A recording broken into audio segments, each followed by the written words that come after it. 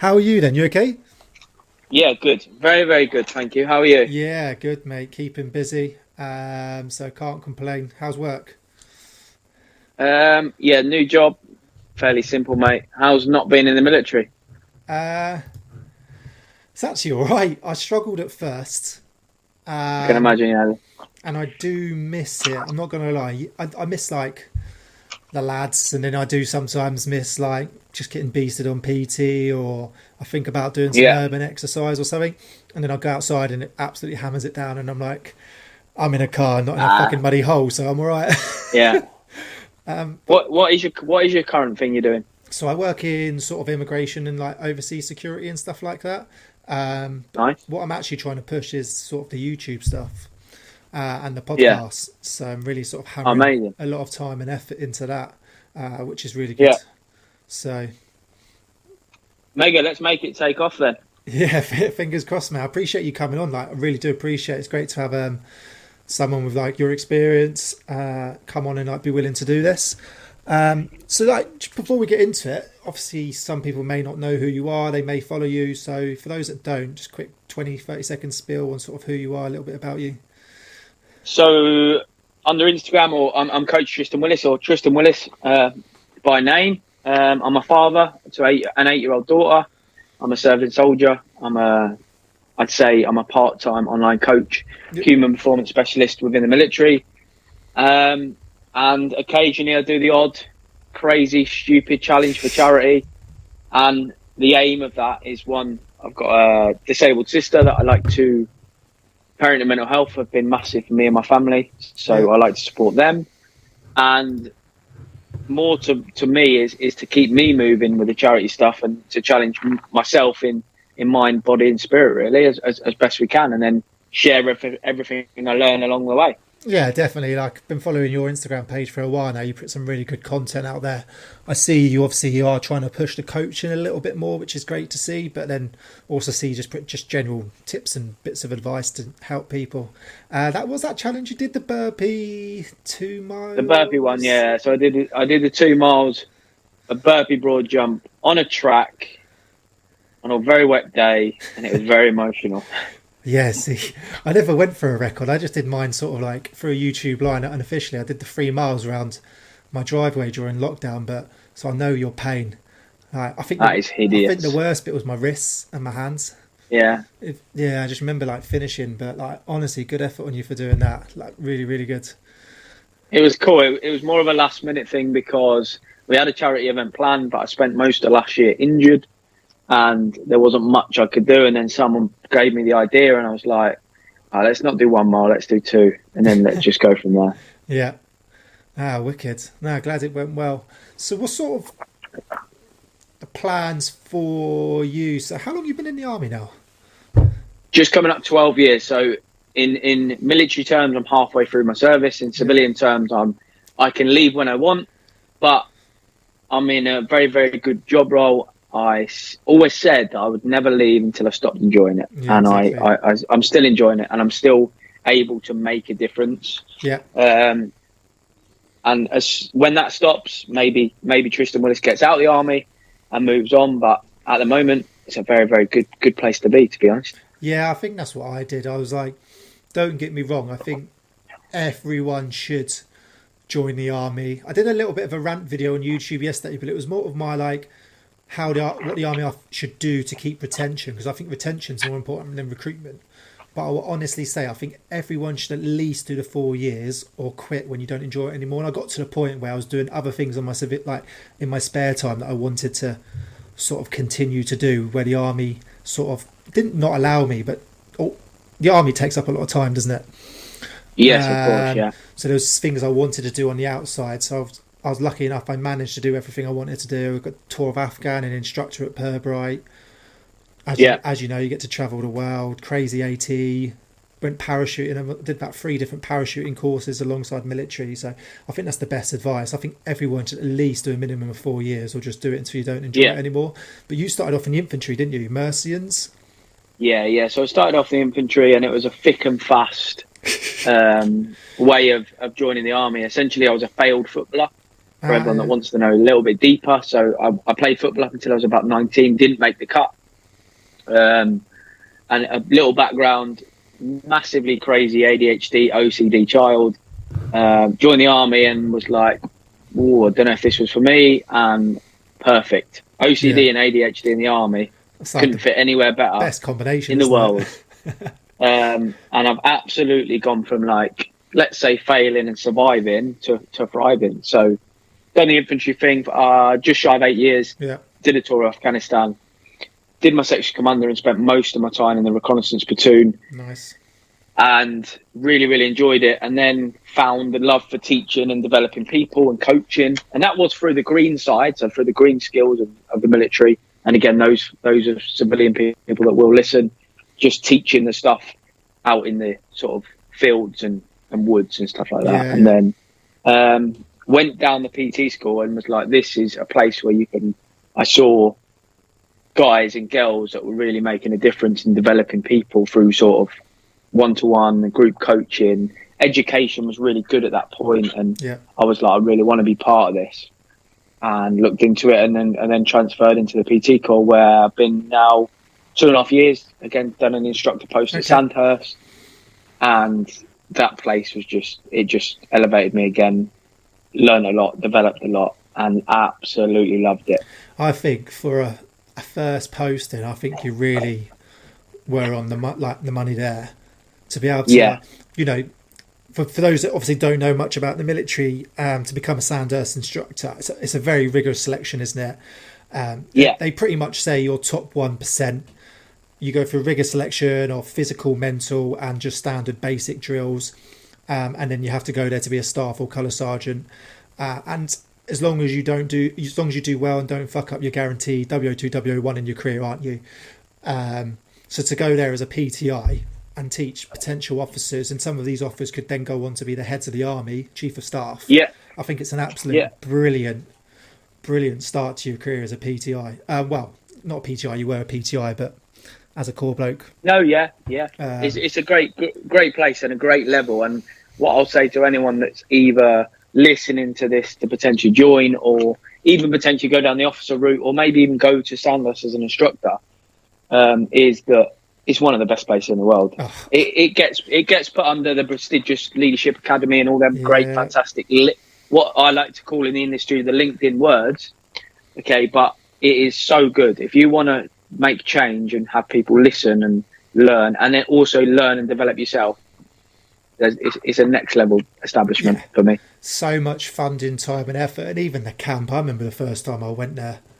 Like, you go to the ranges, you're just like, you're driving through and you're just like, this is the military? Like, this is mental. And you, to be honest, it's just different mentality. Nothing against, obviously, just us junior soldiers, but those joining as officers do have a different mentality when it comes to learning, input, questions, voicing opinions. And I'm guessing you mostly still see that, especially like battle PT sessions when it's team events, compared to the junior soldiers to the potential officers. It's one of those places where they just want more, so they want everything you can give them. And I'm a person that if I had that sort of, it's really, and we'll probably speak about that, but with my online coaching side of things, I'm not just a person that will just take anyone on board. And I'm not saying that in an offence type of way. I want people that want to work for 6, 12, 18 months. And you go to a place like Sandhurst, and that's where I would put it in line with Civvy Street, is that they want to be there, they want to learn, they want to get better. They know that they're under the mark of the future leaders of the British Army, but it's more than that. I don't know really how to explain it, but it's just, they just want so much from you.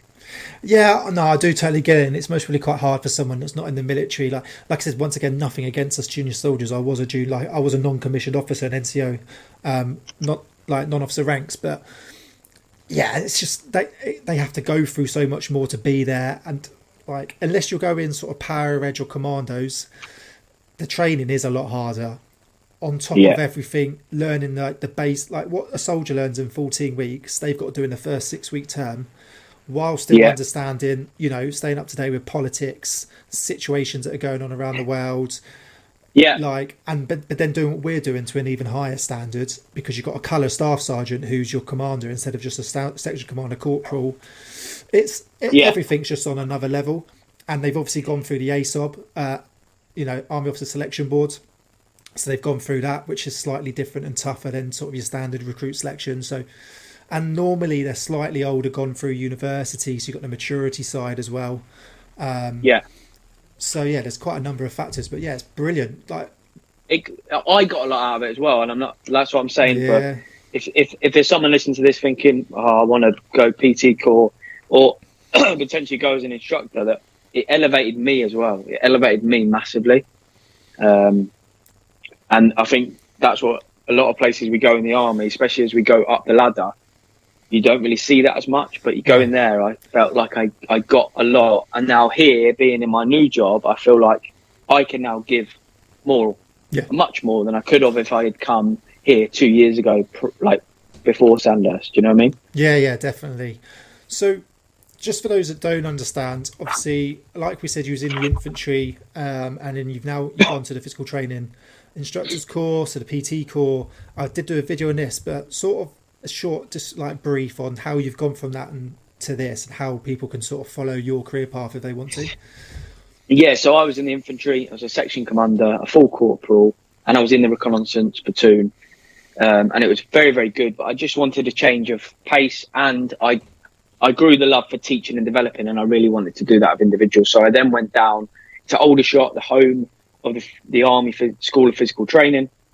Did my I believe it was 8-week course at that time. Yep. And that was to get my white vest, the famous white vest, and the famous red belt, and an issued tub of Brill cream, for anyone that's wondering. And then if you do well on that course, you sort of get to know and a little bit more info on what could be next. And at the time I was quite, not in time, but I was a senior full screw within my cohort. I'd been a full screw for about 3 or 4 years. And I've done a lot in that time and the relevant courses to be in that position. And then I wanted to go PT course, so the Royal Army Physical Training Corps. And that is being head of departments, being in charge of physical development, running the program, running unit PT, looking after and managing teams. But you've got to go through a quite a vigorous week of selection. And go back and watch your previous video on it. And then if you get selected, you then do a 9-month course, and you transfer for me, from the infantry into the PT Corps. And it's a 9-month course where you learn a lot and you gain a lot, but it's still a pretty old school traditional course. Okay. Where if you don't make the grade, you're not going to get the goal at the end. You can potentially go back to unit. That doesn't happen often, but because again, everyone is part of that course, and there was 8 or 9 people on my course. That's not many. We all want to be there. We all want to be there. So we'll pretty much do what we have to do to get over the line and work hard and study late. And there's lots of different aspects on the course, but essentially you just learn everything about PD, or physical development within the British Army space, which is obviously lots to learn. Also, my second post, I'm still learning and will continue to learn if I stay in. So everywhere is different. People are different. People want different things. Yeah. And it's just a big game of learning, really. No, I think it's brilliant. And some of the qualifications you can get from this, if you're genuinely interested in physical training, sort of a bit of mental resilience as well, because I know you go a little bit into that, but whether it's ERI, so rehabilitation, or actual physical training, sort of personal training, but I know you're not a personal trainer as such. You do groups and you do a lot of head of departments, and I think it's brilliant. I don't know if you're heading towards that at the minute, but I know you can get degrees. There's so much opportunities. Yeah, tactical all populations paid for degree. as well. Is it like, this is what people don't understand. It's like, well, I always say everyone should join the army, even though there's things going on in the news and that. It still is a brilliant opportunity to go and just get qualifications, get experience, life experience. I can name some of the degrees that people are getting while in the tactical PT populations. Yep. There's even people doing the business management. There's management and leadership qualifications. There's all your CLM stuff, which is all your leadership and management stuff that you keep building I'm actually doing off topic, but I'm doing a lot of change management stuff now, and the Prince 2 sort of the project management stuff. Because although we say we're PT core, a lot of my thing is managing a team, looking after a team, change management. So there's so many avenues that this door opens. And what it does for those that are in serving is, I was very like tunnel vision in infantry, go on junior, senior Brecon, go down this way, do that. When I stepped back and actually looked at the army, there is so many opportunities. Like, if you want to go down a certain remit, i.e., like you said, mental resilience, there's course after course after course. And there's also opportunity to go and take that around the UK, teaching it, delivering it. So just so much opportunity in the army. It is mental now. And I was the same as you when I joined. It was like army. Like, I was in the FSTs at first and the artillery. That's all I can do. That's all my job. Like, blah, blah, blah. And then you realise, actually, there's so many other things you can do. And there's so many little jobs tucked away in the army that you don't actually know about, that they're actually crying out for people for. You can go away and do something, specialise in, and get some really good experience and qualifications. It's unreal. But pretty much anyone who's a corporal above in the army is a project manager as well. So highly recommend anyone just go in. If you're in the army, use your ALCAS or pay for it yourself and just go and do Prince 2. Because you are, from corporal above, you're just managing projects and you're managing people, and that is the army. And I've been also teaching that lately, that people don't realise how much they're actually doing in that space. Like you said, your corporals, your sergeants, they're doing that on a daily basis. Oh, here's a project. You need to deliver this in 3 months. They don't know that's a big old project that in the civilian sector, in the civilian world, that would be a highly paid service. Yeah, definitely. Yeah, people don't realise, and they like sort of really need to sort of make the most of it and understand that. Yeah, absolutely. Loads of opportunities. Yeah, definitely. So would you in Oman 2019? I was in Oman, 2018. Must have been, it was hot. That's all I know. The first ever Oman with household South cavalry. Syria 3. Yes, I was. I had a household cavalry driver, so I was a CVRT commander. See, I was on that, and I remember. Oh, were you? Yeah, I was on that. I hadn't actually done my army armoured recce commander course yet, but because I transferred from the artillery in 2017, and I was meant to do the army armoured recce commander's course that year, but they said, look, for promotion experience, do you just want to? We reckon you could do it, but do you want to go Oman, and we'll just put you in as a commander in a vehicle, but without a gun. So I think I wasn't driving around in a scimitar. I was driving around in I think it was not a warrior. My mind's gone blank now. Not a scimitar. What's the other one? Spartan. Oh, so I wouldn't be able to remember him either. So I was driving around in a Spartan, pretending to be a scimitar, but because it was it wasn't live firing. So I was on that. That was.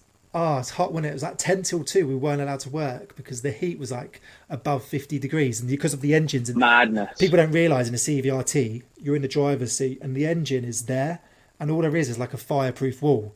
But that fireproof wall gets extremely hot. So the drivers are just passing out. So story is, we obviously had household cavalry in the drivers, and then we had myself, and then I had my gunner. Yeah. And the driver was like, Tris, it's hot in here, mate. Mate, we're in Oman. Of course it's hot. Yeah. And he was like, no, Tris, it's really hot. I said, mate, we're fine. Just carry on. We'll be all right. You were all good out on the front. Like, I can see everything. We're good. And then these flames just start coming out the engine. No way. Oh, no, I've gone, it's a bit hot in there, isn't it? And he's gone, yeah. I said, mate, you're going to have to get out because the CVRT's on fire. And we ended up setting 2 CVRT 2s, which they were put in that country for that reason, and set them on fire. And another boy set them on fire as well.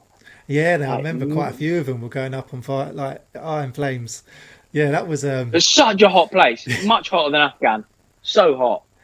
Yeah, it's weird because Afghan, it was like 7 years apart between them, and I thought Afghan was really, really hot. But then, I went to Oman, and I thought, in Afghan, I remember it being like 45 degrees and that. Well, that's what the thermometer said, but it did just seem so much hotter, didn't it?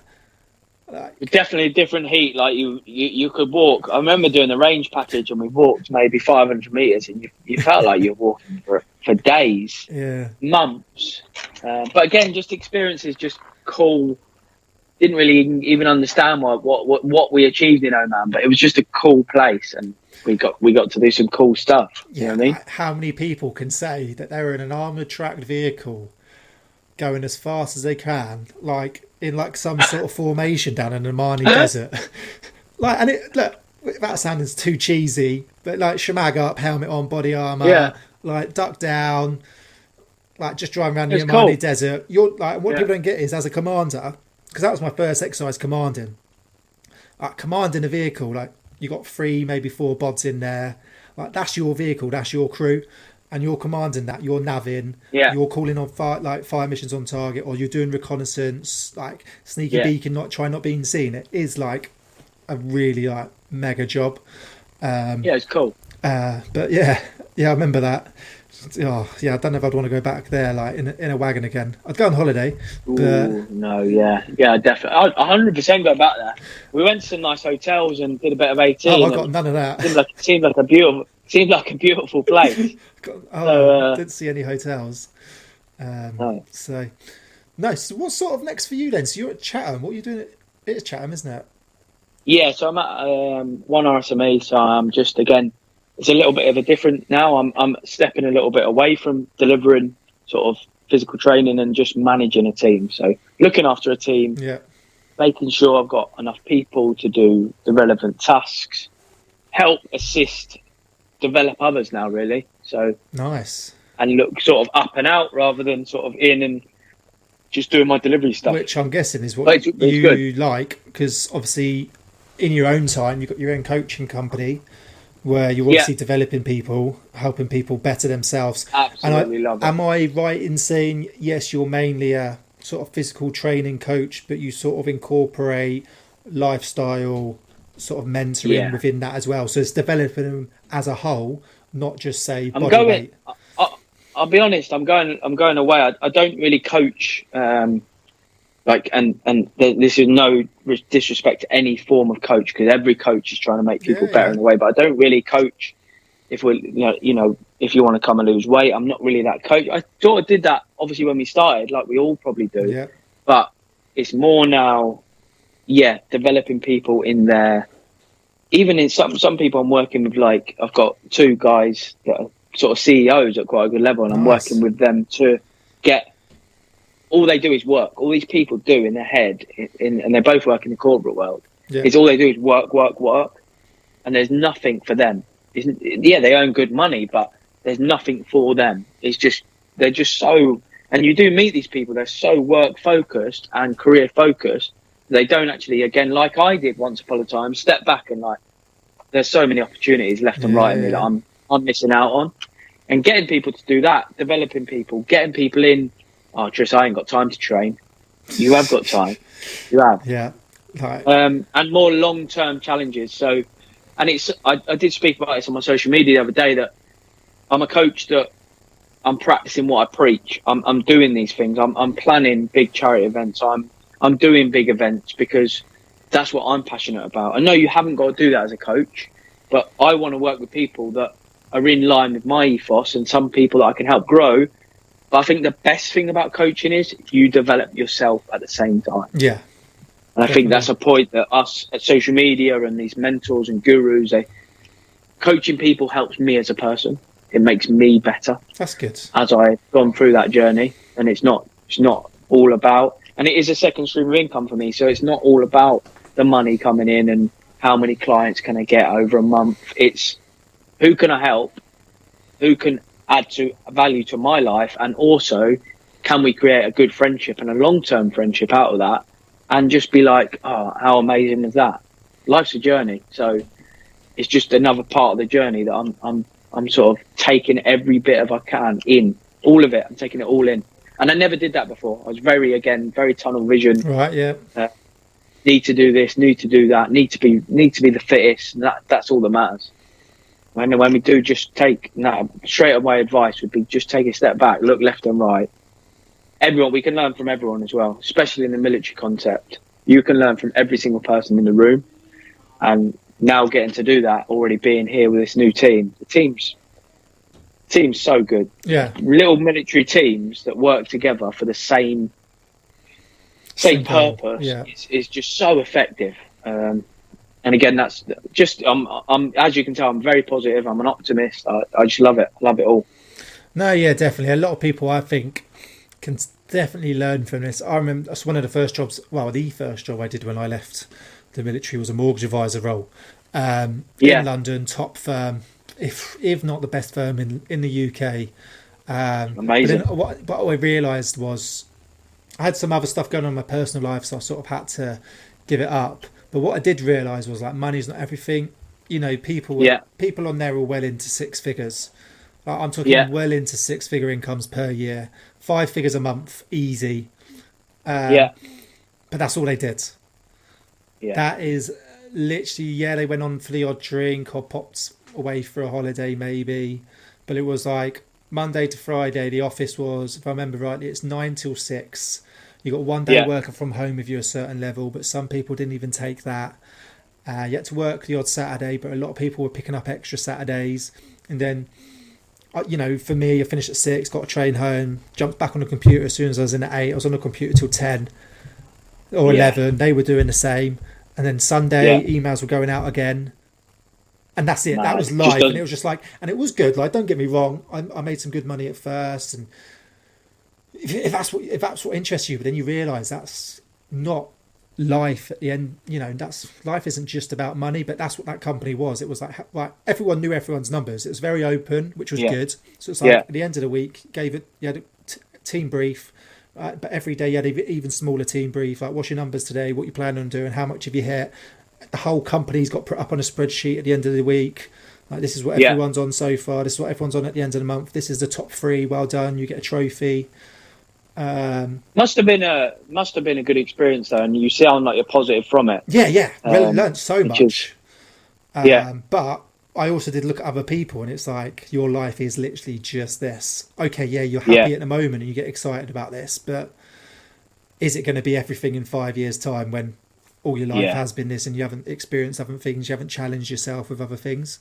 So I think it is good, no matter like how successful you are in your work, maybe step back and look at charity challenges or see if you can volunteer somewhere or go and push yourself in something else. I know as a person as well, if I was in that environment, I would just, I wouldn't be doing anything else. And then I'd look back in 12 months and be like, I've done nothing. All I've done is earn lots of money, which is great. And we all know, you know, the world goes round with money and we've got to pay our bills and children and do things. But also I've got like a bit of a mixed balance now where, yes, when I'm working, I've still got that mindset because I'm that kind of person. I can't switch it off. But when the laptop's done or my team's out the door, I'm like, right, like today I went for a walk and I was like, long day, but I reflected on the day I've got outside. I wouldn't be able to do that in that environment. It would just be bed, reset, go again. That's when I did start. I don't know if I struggled, but not in a way where it was really, really affecting me. But I got like a few months in, I was like, Jesus, I haven't thought about the gym, haven't been to the gym, haven't thought about running, haven't been running. Like, I answer my emails on the train. I get back home, I'm checking my emails. I wake up on a Saturday, I check my emails. Like, and that's all I was doing. And I got like 3 or 4 months in. I was like, do you know what? I need to get a gym membership back up because obviously in the army you get like a free gym at every camp you go to. Yeah. So I was like, I better sign up to the gym. And then I was like forcing myself to like go either before work or during a lunch break because it just wasn't. I was literally, it was either a little bit of family life, but majority was just work. And I was becoming really successful and I was happy in that sense. But then I was realizing like, okay, in 12 months time, I'm going to have a good bank account, but haven't really done anything else. And for me, I think, and a lot of people within the military, and I think this is why sometimes ex-military or serving military make good coaches, especially when it comes to the lifestyle, because you have to do something else. Like work just isn't enough. Like you want satisfaction from a bit of an adrenaline junkie in a way, but in a good way, where it's like, do you know what? Once I finish work, I'm going to go on the hills and I'm going to go walking. So you're going to get some fresh air, you're going to get some exercise, you're going to see some views, you're going to speak to people up and down the hill. Or, yeah, stuff like that. Does that sort of make sense with where I'm going with this? Yeah, it does, and it's probably what keeps me in, because I've had a couple of like the social media is doing relatively well, and I joked earlier, but through LinkedIn and just through contact through the charity, I've had a couple of like job opportunities. Yeah. But just it's sometimes been like triple my wage, but I've gone, oh, like you said, I've gone, oh, that's success, that's amazing. But also, and I spoke to my close circle and been like, but it's not actually what I want. Like, it's not what I want. Whereas, like right now with this salary and my online coaching, and I'm doing the stuff I want to do, that I get back and I'm like, yeah, that was good. I'm smiling about that. And actually having the time to reflect, because if I was chasing salaries and money in the corporate world, I'm not going to do half the things I'm going to be able to do. No. I like to read, I like to walk, I like to listen to audiobooks. That's what I like to do, as much as it's boring. But I wouldn't get to do any of that, because I'd be constantly working away on trying to, be successful in I suppose the army it's not that way. We don't have to meet targets. Yeah, we do in a sense, but it's not a money target. No. So it gives you a lot of freedom. So yeah, very, very good point, to be fair. Yeah, definitely. And everyone should just take that away. Just look at life in a different perspective sometimes. And so, like, work is important. And I think, hate it when you got someone slacking. Like, when you're at work, knuckle down. But work isn't life. Yeah. There's a lot more to life than just work. And there's other ways that you can be successful, whether that's, reading a book, having a family life, going for a walk, charity challenge, whatever it is.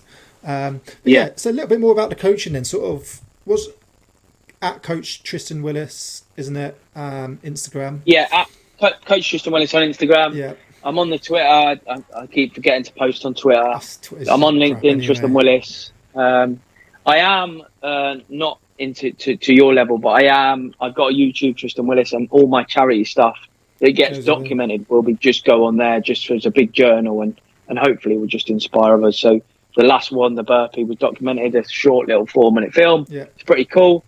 And then the next one, which is soon to hopefully be announced. But with the coaching, I'm massively going down the endurance mindset. Let's challenge our mind through doing multi-day events. I'm not like a triathlon coach or anything like that, but I want to go down the path of working with people that want to do something that others may think's impossible. Yeah. Others may think is a bit silly. I'm the go-to coach if you want to do something that you probably don't want to tell anyone else. Because they think you're stupid. Because they think you're stupid. Yeah.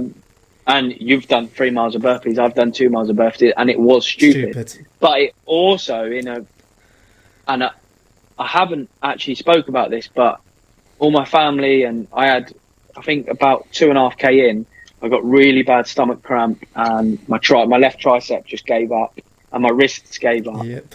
But there wasn't one moment, and this is swear down Ivy's life, there wasn't one moment I thought, I'm not going to make this. Yeah. I'm not going to do this. It was never in the mind, never, not once. I knew my body would give up, but my mind was so strong, and I think it's so powerful. And that powerfulness that I found over a long time, maybe 6 or 7 years now, because I wasn't like this when I was younger. I was really fit when I was younger, but I didn't have the mental maturity. And now my mind is such a powerful tool that I want to give that, and I want to show people that. And the way I'm going to show people is not by just me doing challenges, but challenging them in a different way to be like, wow, I can do that. I can do that marathon. I can wake up and do that marathon. I can do more and more crazy things. But I think that's the goal with my coaching, is just to show how powerful this is. No, and that's brilliant. And I think people should understand. And, maybe obviously, like you said, you got quite a rigorous selection, not selection, but, you don't just take on anyone, but people need to understand that they can do anything, but it will just take time. I hate it when, like, I say I've done this, or I've got this charity challenge, and I couldn't do that. I'm like, anyone could do it, unless it's obviously something stupid, like an impossible 1,000-kilo deadlift. But if it generally is just a multi-day challenge, marathon, ultra marathon, stupid burpee challenge, tire flips for a mile, whatever it is you want to do, like, anyone can actually do it. And I remember when I was doing the burpees, not one part of me when I was going around was like, I'm going to give up. I remember I actually live streamed mine on YouTube. It's when I was like, I was still quite new to YouTube. I think I was like a couple of years, year and a half in. And like some crappy webcam on a tripod on my driveway. It's just the video's on YouTube. You can still find it on my channel, and I just burpeed around my driveway. And I remember, not once I was like, I am giving up, but my wrist, my body was slowly giving up. So it would have just been a case of like, I'll just lay here for half hour, stuff my face full of food, hydrate, and then I'll go again. And no matter how long it would have took me, I would have completed it. Yeah. I think it's good to have coaches like you, because nowadays there's a lot of coaches out there, and nothing against coaches. If you want to get in coaching, nothing's ever really saturated. You've just got to find your niche and market it. But a lot of it is, 1,000+ transformations in, I help men or women lose this amount of fat, come to me and you'll lose. With you, it's like, you'll get in the best shape of your life. You'll drop 10 kilos or whatever it is of 10% body fat, but I'll unlock something in your mind where you'll think, do you know what? I will say something that people think stupid, but they're capable of, but not willing to do. And a lot of people I speak about self-coaching. So I don't coach myself. I've always had a coach, but I could coach myself. I could self-coach myself. And that's what I'll teach you to do as well. I will teach you to self-coach yourself. Yeah. And I generally believe, and I'm confident in my own ability and not arrogant, but that's the belief of me when I struggled on the burpees was, I generally believe I know my body's going to pile in. Of course the body's going to get cramp and the triceps going to go and my core's going to hurt. But my mind was like, but you'll just literally dribble across the line. And I think for about two of the laps were like, and it's not for the camera, and you'll definitely know. I was getting down on my elbows, and my dad was standing next to me, the old boy, and he was just like, "You need to just get a grip of yourself, didn't you?" And we were having a laugh, and it was like lads in a room, and there was loads of people watching. It was just me and my dad zoned in. He was just like, "Just come on, let's go, let's get moving. You know you can do this." And he believed in it as well, and that's probably where I've got the belief from. He was like, "You know you can do this. Like you just got to now keep going." Yeah, it's a disgusting thing to do, but self-belief is a major part. And it's great to say like that you are great at self-coaching, because you're holding someone accountable. But at the end of that 6, 12, 18 months, however long they're with you, they could, if they wanted to, go off and no longer need a coach. I think having a coach all the time is brilliant, especially if you're into that sort of stuff. But it's great to know that, instead of just people taking your money and like, send me a check-in on Friday, I'll hold you accountable. You're going to walk away at this and you're going to be able to coach yourself, and you're going to be able to do whatever you want without me, but I will be there if you need me. Yeah. I've got a thing with coaching. I'm not and again, we're not slating no one, because any coach is amazing. And everyone's got to start somewhere. Absolutely. There's no direct debit. There's nothing with me. Any one of my clients can leave tomorrow. And I run my coaching on a communication basis. So we don't do the weekly check-ins. We do, i.e., if you need to come and speak to me, we jump on a phone call and we talk. Yeah. If you need to speak to me through WhatsApp every day, I've got a client, Jack. Okay, he was funny last night. He said to me, "I must do your head in." I said, "No, because this is what I've told you I do. I told you can text me every day." And we text him. He probably texts me more than he does his wife. So I bet she loves you then. And that's how I do it. It might not work for everyone, but like I said, this isn't a business where I'm trying to get 30, 40, 50 through the door. I'm never going to do that at the level of communication that I provide. Especially while you have a full-time job as well. So obviously that is got to be taken into consideration. And I've always said as well, and I'm completely honest, I don't want to be an online coach full-time. Okay. I don't want to do it full-time. It is something that works right now with my lifestyle. It's something I'm very passionate about. And I don't want to or need to chase the game. I want to just enjoy it. And like I said, I'll go back to my previous point, is that I get so much out of coaching people. Mm-hmm. I just get so much out of it that benefits me and my life. Yeah. So I sort of enjoying it, and I'll forever now be a coach. I'll be a coach when I'm 65, and I will be. I'll still be sitting on my WhatsApp when I'm 65 coaching people. But it's evolved through the last 6 years I've been doing it. It's just evolved, and it hasn't. And again, not slaying anyone, but it's just evolved into this now. I I realise what we can do with our mind. Yeah. And byproduct of that will be, you're probably going to look better. You're probably going to have a bigger deadlift, a bigger back squat, and be able to run a faster 5K. But that's not our ultimate. Our ultimate is the journey that we go on together. Oh yeah, it's mega. Yeah, so yeah, I'll put some links in the description as well, so people can sort of check you out. I think Amazing. That's brilliant that there is people out there like you. So, what's the plan then? So you don't want to be a coach forever. So I know you said you're just staying in the army until you're not happy. In the back of your mind, no, do you have? I know you're collecting these qualifications. You're doing change management. You're doing prints too. Is there a sort of an end goal at your NG career, just in case though? What's that look like? I want to keep doing my charity stuff. So once a year, every year, I would do something for charity. I want to help other people do that, not just in a paid service. I want to help project manage people do crazy challenges around the globe. But my ultimate goal, if I'm even to say this out loud, is I want to work with teams, making their teams more effective. Okay, nice. And I want to talk. So I want to talk. I want to talk on stage. I want to talk to people. I want to talk to rooms. I don't know what that looks like, by the way. I don't know what that looks like, but I want to talk. I want to do more of this stuff. So I'm so grateful for the opportunity. I want to help teams develop teams. And I want to keep the coaching going, but I want to broaden out to speak and talk. And the goal, if I'm honest, would be I'd love to do a TED Talk. I'd love to stand amazing. up and I'd love to do a TED Talk. And again, these are crazy dreams, but I'm an optimist. So Mate, if it happens, what did we just say? Like, you'll say something that other people think stupid, but to you, it will become a reality, and it's possible for anyone. Like, anyone put their head, knuckle down, read a few books, 10 minutes a day of something you really, really love. In 10 years' time, you could do a TED Talk. You could have a room full of people in a hotel, in a conference room or whatever, speaking to them about whatever it is you like. So I think that's absolutely brilliant. I think with your background and your experience and everything you're learning, I think it's definitely doable. God knows what you're going to talk about. I'm joking. You've got a lot to talk about. I think that's brilliant.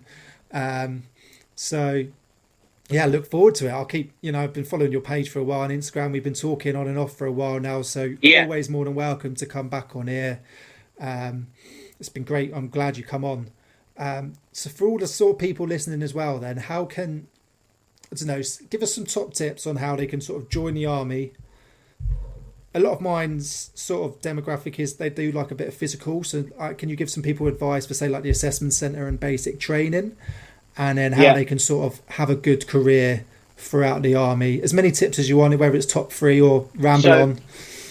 So the first thing I would say to anyone that is even thinking about the army or joining the army, do it.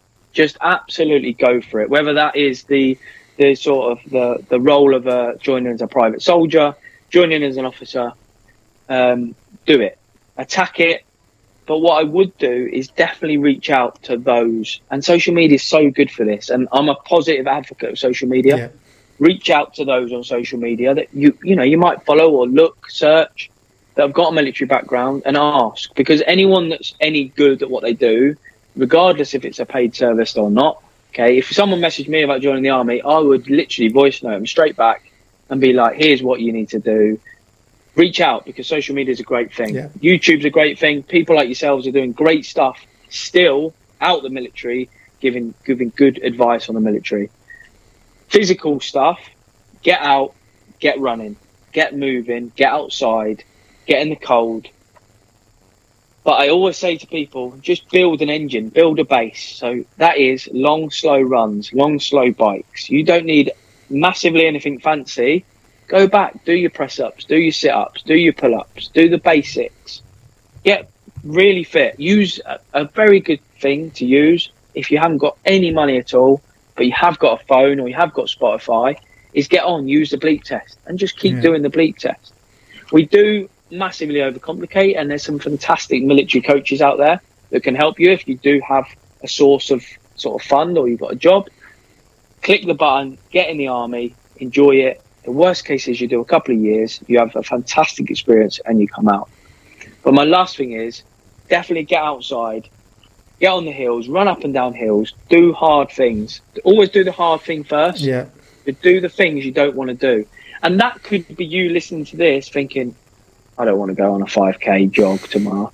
Put your trainers on and just do it. Or that could be a person listening that's thinking, I'm going to do an 18-month multi-day ultra event. You've got to do the hard things first. Yeah. You've got to do everything. Is very complicated in this complicated world we live in. Simplify your life, join the army, have a go at it, have a crack at it, and see what happens. Mate, that is literally mega, and I love the fact that one of your points was something I literally pretty much say all the time on this channel, is just do the basics and just move. So just get out, slow runs. So I just want to reiterate that as well and emphasize slow runs. Majority of runs should be nice and easy. And then I love the fact that you were like press-ups, pull-ups, sit-ups, bodyweight squats. Always tell people to do that. They're like, what do I need to do? I'm like, well, before you go and try and bench press 50 kilos, can you even do 10 good press-ups? Like, so that's brilliant. Perfect. And then do the hard thing first. I think it's brilliant because I've actually just started doing this. I've just had a baby, as I told you, really pushing the YouTube as long as I've got a full-time job. So I actually 7 days ago just got an ice bath. Yeah, mega. Oh, mate. Brilliant. First day I got it, obviously in the afternoon. So I did it in the afternoon, but it's the first thing I do in the morning now. Unless I have I've seen it. Yeah. I've definitely seen you. Just so literally, I've done it now. I'm on day 7, not missed a day, but I do it in the morning. Get up, I walk to the bathroom, I put my they're dry because they're on the radiator in the bathroom, put the shorts on, put my watch on, go outside, start the stopwatch and just sit in it. And I'm just building myself up slowly. And I think is it David Goggins who said it, or someone said, get used to being uncomfortable, but just like do it first thing in the morning because it's done and it's out the way. Like, and I wouldn't even look. Someone asked me the other day, what's the science behind it? Just don't even look at that. Just get in it and try it. Trust me, it'll make you smile. Honestly, you will smile. And that's as simple as I got it. Yeah, I've looked at the science, and that's one of the reasons why I wanted it. But I generally now, and I say it to my missus, I get out and I'm like, I feel so much better. I started off at a minute. So good. And I've done a minute 35 this morning. I've been adding 5 seconds, maybe 10 seconds each morning. And that's how I'm sort of trying to increase it. So if you are going to do it, I just want to reiterate as well, make sure you take your time and build yourself up slowly. But just, don't even look at it. Honestly, I'll get out and I feel so much better in the morning. I'm like, oh my God, it's like the best thing I've ever done. Absolutely love it. I genuinely love it. I've been looking at one here because we obviously in the mess and they're like, oh, you can't put one out there. Mate. I'm like, everyone can use it. You can get in there. I'm going to put one out there. Small one, Lumi Therapy. They've got a sale on, 85 quid, 420 litres. Have they? Like less than 100 quid. There'll be one outside the sergeant's mess in Chatham and the people will be like, what is that guy doing? Walking across in your Speedos and your towel. Yeah. Morning, chaps. Yes, fucking cold, but it is like the hardest thing on my day at the minute. And there's not nothing. It's like I'm not doing too much at the minute. Life's quite busy, but I've made sure I do that now, and it's absolutely mega. So if you struggle and you're like, do you know what? I don't want to go on a run. Always do it in the morning. Yeah. As me, when I can train and run at any time. I love it. Yeah. But if you're one of those people that don't like it, wake up in the morning. Wake up 45 minutes earlier than you normally do if you've got work. Do a 20-minute run, have a shower, and then you ain't got to worry about it for the rest of the day. I think that's great advice. It's done. Yeah. You definitely get out running because that is the base of everything you do is from the base of running. And I'm not a runner by any means. But running slow has just so many benefits. Yeah. Getting in an ice bath has so many benefits. And not just the scientific body benefits and the mind, but it just has so many benefits of doing as simple as, guess how easy going in an ice bath in the morning, and then that day that you think, I've got to put my trainers on to go for a run. I bet that becomes so much easier. Yeah, definitely. Because you've been doing the ice bath, putting your trainers on and going for a run and being warm in 3 minutes is going to be much easier. Trust me. Yeah. And people don't realise being fit in the army. Nothing against the young fit ones, makes your life so much easier. Whether you're going on a promotional course, a standard sort of section commander course, I don't know, a JAV course, whatever it is, there will be something physical within it. And just generally just try and be as fit as you can. Don't have to be the fittest, but if you maintain a good level of fitness, life in the army just gets 50% easier. It really does. 100%. Because it's one less thing you've got to worry about. We're doing battle PT tomorrow. All right, cool. Yeah. As long as if it's warm and it's not raining and cold, you ain't actually got anything to worry about. You just do the fizz. A lot of stuff in the army that's hard is when you're cold and wet. But if you're fitter, so many people worry, didn't they? You go on a course and like, Yeah. we're doing a log run tomorrow, or we're doing a tab, and they're like, oh my god, I got a tab. Oh my god, I got a tab, and it's like, I'm sorry, that's the bit I look forward to on a course. Like, Yeah. so Amazing. yeah, yeah, that's it, mate. Real honestly, thank you so much for coming on.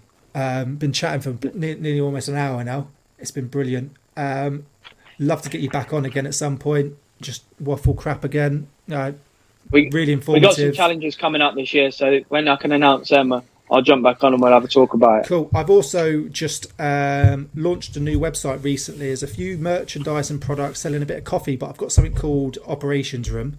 And there's another page. Yeah. I'm going to be setting up a monthly challenge. So for a small subscription, it's actually quite something similar with your challenges. So throughout the month, you'll do challenges. But I've got something called an Operations Room, where I'm doing like news articles, latest military updates to help people who are joining or serving. I've got some of my YouTube videos. The podcast is going to go on there. But if you want, with some of your charity events, I'm more than happy. Send me a link, send me a decent picture, small description. I'll chuck it in the operations room. So like people looking to join or currently serving want to know what other people in the army are doing or how they can get involved or support.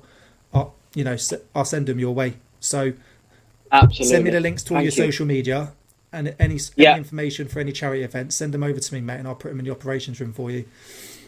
Absolutely, and I'll get it all over my Instagram as well. So it works for both of us, and we can push it. But look forward to seeing it, and thank you for the opportunity. And if anyone wants to find me, get in touch. Find me on Instagram, but we'll speak about that anyway. Yeah, we'll do, mate. Brilliant. I'll catch you